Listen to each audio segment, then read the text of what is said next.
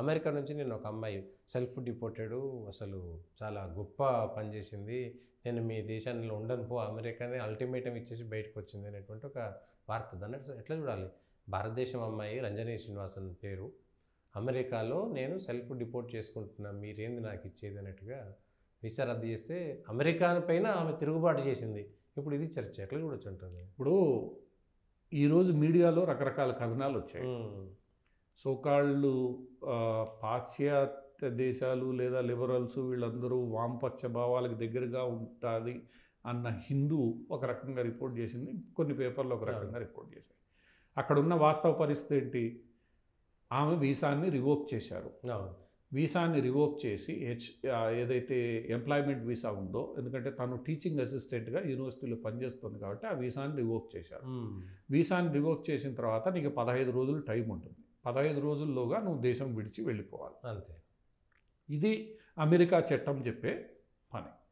So 15 రోజుల్లోగా దేశం విడిచి వెళ్ళిపోవడానికి నీకు 2 ఆప్షన్లు.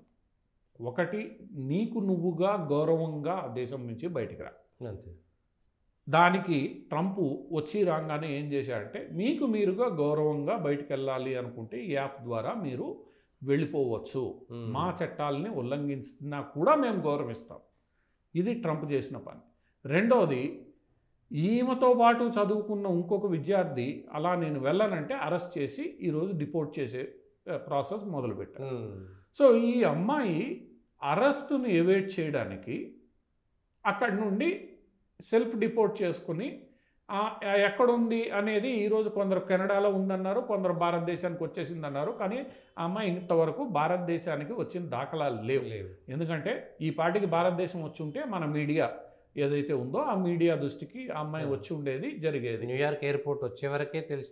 కానీ కాకపోతే ఈరోజు హిందూ రాసిన దాని ప్రకారం వీటి ప్రకారం చూస్తే కెనడాలో ఉంది. సో కెనడాలో ఆమె భారత ప్రభుత్వాన్ని సహాయం కోరే స్థితిలో ఉంది. నాకు నా వీసా రివోక్ చేయించండి, నా పిహెచ్డి కంప్లీట్ చేయించండి, తర్వాత నేను వచ్చేస్తాను, అది అడిగిందని ఈరోజు హిందూ ఇచ్చిన రిపోర్టు. సరే, మిగతా వాళ్ళు ఆమెనేదో హీరోయిన్లా పెద్ద స్వేచ్ఛ స్వాతంత్రాలని కాపాడే వ్యక్తిలా ఏదో ముద్రేసే ప్రయత్నం చేస్తున్నారు. ఇవన్నీ తర్వాత విషయాలు. ప్రస్తుతానికి అక్కడ ఉన్న వాస్తవం ఏంటంటే, అరెస్టు చేస్తారనే భయంతో ఆమె ప్రభుత్వం ఇచ్చిన 2 ఆప్షన్స్లో మొట్టమొదటి ఆప్షన్ సెల్ఫ్ డిపోర్టేషన్ యూజ్ చేసుకొని కెనడాకు వెళ్ళింది. ఇప్పుడు కెనడా ప్రభుత్వం ఈమెను ఏం చేయాలి? ఇప్పుడు ఆమె భారత పౌరురాలు, సిటిజన్షిప్ భారత్ది, సెల్ఫ్ డిపోర్టేషన్తో నువ్వు కెనడాకు పోయావు. ఇప్పుడు కెనడా ప్రభుత్వం నిన్ను ఏం చేయాలి అనేది కెనడా ప్రభుత్వం నిర్ణయించుకుంటుంది. కెనడా ప్రభుత్వం ఉంచుకోవాలనుకుంటే నువ్వు కెనడాలో బతకొచ్చు, లేదు కెనడా ప్రభుత్వం కూడా నేను ఉంచుకోను నిన్ను అంటే నువ్వు తప్పనిసరిగా భారతదేశం వెనక్కి రావాలి. భారతదేశం వెనక్కి వచ్చిన తర్వాత నువ్వు రేపు ఈ తీవ్రవాద సంస్థలతో నీకు ఇది ఉండదు, లేదు, ఇవన్నీ క్వశ్చన్ మార్క్సే. ఈరోజు ఈ వీళ్ళందరూ ఈ సోకాల్డ్ లిబరల్ వీళ్ళందరూ భారతదేశం నుండి వెళ్ళి చదువుల పేరుతో ప్రపంచవ్యాప్తంగా పెద్ద పెద్ద యూనివర్సిటీల్లో చేరి స్కాలర్షిప్లు తీసుకొని, తెలివిగల వాళ్ళు వీళ్ళంతా స్కాలర్షిప్లు తీసుకొని స్వేచ్ఛ స్వాతంత్రం పేరుతో ఇష్టానుసారం చట్టాలని ఉల్లంఘించడం, ఇది వీళ్ళు ఒక్కళ్ళ వల్ల అయ్యే పని కాదు. ఇది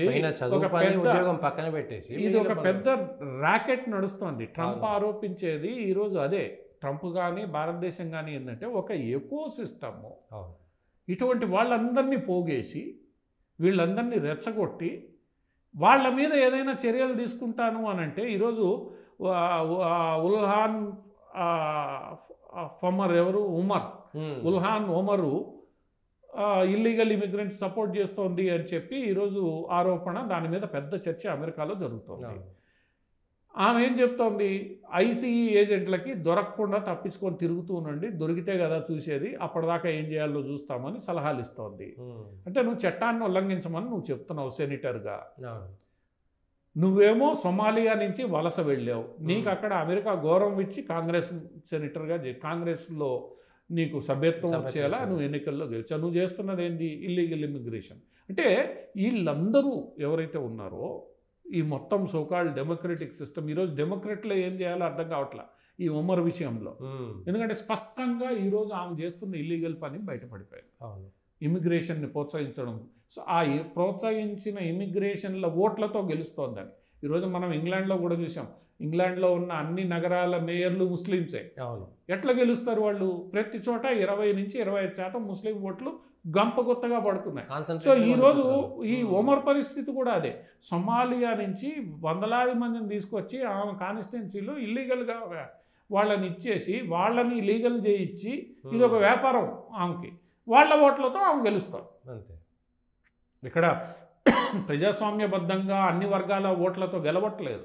ఎప్పుడైతే ఇవన్నీ చర్చకొస్తున్నాయో ఈ భారతీయ విద్యార్థులు కూడా అర్థం చేసుకోవాల్సింది ఏంటంటే, కొన్ని చట్టాల నిబంధనలకు లోబడి నువ్వు అక్కడికి వెళ్ళావు, చదువుకోవడానికి వెళ్ళావు. భావ స్వేచ్ఛ, వ్యక్తిగత స్వేచ్ఛ, భావ వ్యక్తీకరణ ఇవన్నీ కూడా ఒక లిమిట్ వరకే. భారతదేశంలో కూడా సుప్రీంకోర్టు చాలా సందర్భాల్లో చెప్పింది, నీ భావ ప్రకటన స్వేచ్ఛ అనేది ఇతరుల భావ ప్రకటన స్వేచ్ఛకు భంగం కలగనంత వరకే. నువ్వు ఇక్కడ ఒక తీవ్రవాద సంస్థకి మద్దతిస్తూ ఇంకొక దేశపు పౌరుల్ని టార్గెట్ చేయడం, ఎవరైతే ఇజ్రాయెల్కి మద్దతుగా నువ్వు భావ ప్రకటన స్వేచ్ఛ నీకుంది, వాళ్ళకే ఉంది. కానీ ఎవరైతే అవతల పక్షం వైపు భావ ప్రకటన స్వేచ్ఛ చేస్తారో వాళ్ళ మీద దాడులు చేయడం, అది భావ ప్రకటన స్వేచ్ఛ కాదు. ఇద్దరు మాట్లాడుకోండి, నిలబడండి, స్టేజ్ మీద నిలబడండి, ఆయన అభిప్రాయం నీ అభిప్రాయం చెప్పండి. ఎవరి అభిప్రాయం మంచిగా ఉంటే ప్రజలు వింటారు, పట్టించుకుంటారు. అంతేగాని నేను చెప్పిన అభిప్రాయమే భావ ప్రకటన స్వేచ్ఛ, అవతలోడు తప్పు, వాడు మాట్లాడకూడదు అని అంటే అది మంచిది కాదు. ఈరోజు జరుగుతున్నది ప్రపంచవ్యాప్తంగా ఈ సోకాళ్ళు దీంట్లో ఈ అవతల వ్యక్తి భావ ప్రకటన స్వేచ్ఛని తొక్కివేయడం. జేడీ వ్యాన్స్ మ్యూనిక్ కాన్ఫరెన్స్లో మాట్లాడుతూ మీరేం చేస్తున్నారు, ఈరోజు రైట్ వింగ్ అన్న పేరుతో వాళ్ళందరి అభిప్రాయాల్ని తొక్కేస్తున్నారు. మీ సోషల్ మీడియా నెట్వర్క్స్ రానియవు. ఫేస్బుక్ కావచ్చు, లింక్డ్ఇన్, ఆఖరికి జూకర్బర్గ్ క్షమాపణలు చెప్పాల్సి వచ్చింది. ఈ సోకాల్డ్ ఫ్యాక్ట్ చెక్ సిస్టమ్స్ని ఎత్తివేయాల్సి వచ్చింది. అంటే మీరంతా చేస్తున్నదేంటి, భావ ప్రకటన స్వేచ్ఛ పేరుతో అవతల వాడి భావ ప్రకటన లేకుండా చేయడం. ఎందుకు ఉండకూడదు వాడికి? ఈ అమ్మాయి కూడా చేసింది ఏంది, నీ దాకా ఈరోజు కత్తి వస్తే ఏమో నువ్వు నీకు ఇది అంతా విక్టిమ్ కార్డు. నువ్వు చేసింది ఏంది, ఆ రోజు ఇజ్రాయెల్కి ఎవరైతే మద్దతు పలికారో వాళ్ళందరి మీద మీరు దాడులు చేయలేదా? పచ్చిగా హమాస్కి మద్దతు తెలిపినట్టే కదా అది. ఇప్పుడు హమాస్ అనేది తీవ్రవాద సంస్థ. పాలస్తీనా, ఇక్కడ పెద్ద సమస్య ఏంటంటే పాలస్తీనా అథారిటీకి హమాస్కు సంబంధం లేదు. పాలస్తీనా అథారిటీని ధిక్కరించి హమాసు గాజాను ఆధీనంలో పెట్టుకుంది. పాలస్తీనా అథారిటీ గాజాను రూల్ చేయడం లేదు. ఇది ఎవరు మాట్లాడరు. యుద్ధం జరిగింది ఇజ్రాయెల్కి హమాస్కి తప్ప పాలస్తీనా కాదు. పాలస్తీనా అథారిటీ కింద ఉన్న రమలలా ఈ ప్రాంతాలు ఏవైతే వెస్ట్ బ్యాంక్ ఉన్నాయో ప్రశాంతంగా ఉన్నాయి, అక్కడ యుద్ధాలు జరగట్లే. ఇక్కడ జరుగుతున్నదంతా ఇక్కడే. ఇది స్పష్టంగా చెప్పకుండా దాన్ని దాచిపెడుతూ హమాస్ లక్షలాది మందిని చంపితే దాన్ని ఖండించకుండా మీరెందుకు 1000 మందిని ముందు చంపారు అని అడిగితే వాళ్ళ భావ ప్రకటన స్వేచ్ఛను నువ్వు దాడి చేస్తూ వాళ్ళ మీద దాడి చేస్తూ మీరు ఏదైతే చేస్తున్నారో అది తప్పు. అది ఈరోజు అమెరికానే కాదు, యూరోప్లో కూడా ఈరోజు ప్రశ్నిస్తున్నారు. నిన్న మొన్నటి దాకా యూరోప్ కూడా దీన్నే భావ ప్రకటన స్వేచ్ఛ. ఈరోజు కూడా జర్మనీలో అదే డిస్కషన్, ఈరోజు బ్రిటన్లో కూడా అదే డిస్కషన్ నడుస్తుంది. మిమ్మల్ని ప్రశ్నించినంత కాలం, మీకు వ్యతిరేకంగా ప్రజలు నిలబడినంత కాలం మీరు చెప్పిందే వేదం. ఈరోజు మీకు వ్యతిరేకంగా ప్రజలు నిలబడుతున్న సమయంలో మీకు ఇబ్బందులు వస్తున్నాయి, మీరు వాళ్ళ మీద దాడులు చేస్తారు. ఈ అమ్మాయి కూడా ఈరోజు ఏం చేస్తుంది, స్పష్టంగా చెప్పాల్సింది, నేను నిలబడతా, పోరాడతా, నిలబడు. ఇప్పుడు పాలస్తీనా మద్దతుగా ఉన్నవాడు అరెస్ట్కి సిద్ధమయ్యాడు, నువ్వు సిద్ధం కావాలి. అవును, నువ్వు ఎందుకు పారిపోయావు? పోనీ పారిపోయినప్పుడు నువ్వు కెనడా ఎందుకు పోయి కూర్చోవాలి? నీ దేశం ఏంటి? ఇప్పుడు కెనడాలో కూడా నువ్వు అభద్రతతోనే ఉంటావు కదా. సో ఇదంతా కూడా ఒక పెద్ద నాటకం. ఇక్కడ సమస్య ఏంటంటే ఈ నాటకంతో రేపు భవిష్యత్తులో భారతీయ విద్యార్థుల పట్ల కొంత వ్యతిరేకత వచ్చే అవకాశం ఉంటుంది. ఈ ఒకళ్ళిద్దరు చేస్తున్న తప్పుల కారణంగా మొత్తం భారతీయ విద్యార్థులు ఇబ్బంది పడే అవకాశం ఉంటుంది. ఈ విషయాన్ని భారతీయ విద్యార్థులు గమనించాలి. ఇట్లాంటి విషపురుగులు ఏవైతే ఉన్నాయో మొత్తం కమ్యూనిటీకి చెడ్డ పేరు తీసుకొస్తున్నాయో ఆ కమ్యూనిటీకి చెడ్డ పేరు తీసుకొచ్చే వాళ్ళని గుర్తించాలి. ఈరోజు రేపు ఏమవుతుంది, ఇప్పుడు భారతీయ విద్యార్థుల్లో ఈరోజు అమెరికాలో కూడా అర్బన్ నక్సల్ అనే పదం వాడకం మొదలైంది ఈ మహాతల్లి కారణంగా. అర్బన్ నక్సల్ అనే కాన్సెప్ట్ ఎంతవరకు ఇండియాలోనే ఉండేది, ఈరోజు అమెరికాలో కూడా ఈ మొత్తం వ్యవహారంలో అమెరికన్ మీడియా అర్బన్ నక్సల్ అనే కాన్సెప్ట్ వాడుతుంది. అంటే దాని అర్థం ఏంది, రేపు భారతీయ విద్యార్థులు ఎవరు వెళ్ళి వీళ్ళ వల్ల దేశానికి చెడ్డ పేరు వస్తుంది, భారతీయ విద్యార్థులు ఇబ్బంది పడతారు, అక్కడున్న భారతీయులు ఇబ్బంది పడతారు. ఈరోజు నీకు సహాయం చేయకపోతే మొత్తం భారతదేశమే ఫ్యాసిస్ట్ దేశంగా మారిపోయే ప్రమాదం ఇచ్చేసే ఉంటుంది. ఇవన్నీ భారతీయ విద్యార్థులు అర్థం చేసుకోవాలి. చదవడానికి పోయావు, 4 డబ్బులు సంపాదించుకోవడానికి పోయావు, అంతే, చదువు ఉద్యోగం తెచ్చుకో, జాగ్రత్తగా ఆ దేశ చట్టాలని గౌరవిస్తూ ఆ దేశ పౌరుడిగా నువ్వు బతుకు. అంతేగాని నువ్వు భారతదేశానికి లాయల్టీ చూపించాల్సిన అవసరం లేదు. నువ్వు ఆ దేశ పౌరుడిగా బతుకుతున్నప్పుడు ఆ దేశ పౌరుడిగానే బతుకు. ఈ డ్యూయల్ ఫ్రెండ్షిప్ ఏదైతే ఉందో అది చేయాల్సిన అవసరం లేదు. నీ మాతృభూమి అంటే ప్రేమ ఉండొచ్చు, కానీ నువ్వు అక్కడ సిటిజన్ అయినప్పుడు అక్కడ చట్టాలని గౌరవించాలి. మీద ప్రేమ ఉంటే ఇక్కడ గొప్ప పేరు తెచ్చినట్టు ఉండాలి, కానీ చెడ్డ పేరు తెచ్చినట్టు ఉండదు. సో ఇది ఒక రకంగా ఇన్ని రోజులు వీళ్ళు ఆడిన ఆట ఈరోజు ప్రపంచవ్యాప్తంగా ఇది ఆ ముసుగులు తొలగిపోతున్నాయి. రాబోయే రోజుల్లో ఈ మొత్తం వ్యవహారం, ఎందుకంటే ఇప్పుడిప్పుడే అన్ని యూనివర్సిటీల్లో ఏరువేత మొదలైంది. మొత్తం వ్యవహారం ఎలా వస్తుంది, ఎంతమంది బయటకు వస్తారు, రేపు భవిష్యత్తులో ఇక్కడ కాంగ్రెస్ వాళ్ళు మొదలు పెట్టేస్తారు అన్నమాట.